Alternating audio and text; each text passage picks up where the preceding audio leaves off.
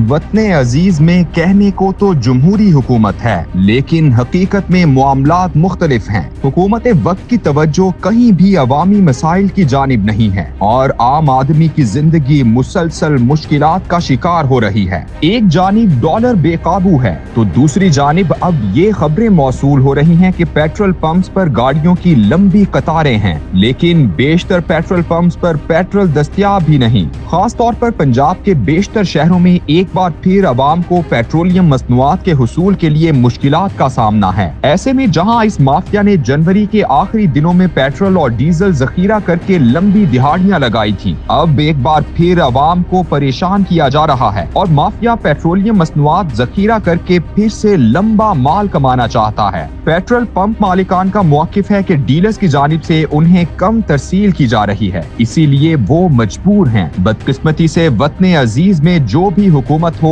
वो ऐसे माफिया के सामने हमेशा बेबस दिखाई देती है। गुज़श्ता माह की तरह अब एक बार फिर हुकूमती रेट कहीं दिखाई नहीं दे रही, जबकि माफिया खुलकर अपनी मर्जी कर रहा है। इन हालात में ऑपोजिशन ही आवाम की आवाज बनती है, लेकिन मौजूदा हालात में ऑपोजिशन भी कहीं दिखाई नहीं दे रही। असेंबलियों में राजा रियाज की शक्ल में जाली ऑपोजिशन लीडर तो मौजूद है, लेकिन कहीं ऑपोजिशन दिखाई नहीं देती। असेंबलियों से बाहर जिन्हें अवाम का मुकदमा लड़ना है वो खुद अपने मुकदमात में उलझे हुए हैं। अब इन हालात में अवाम बेचारे कहां जाएं और किसके सामने फरियाद करें कि मुल्क पूरी तरह से मुख्तलिफ माफियाओं के कब्जे में है और कोई आम आदमी की सुनने वाला नहीं है।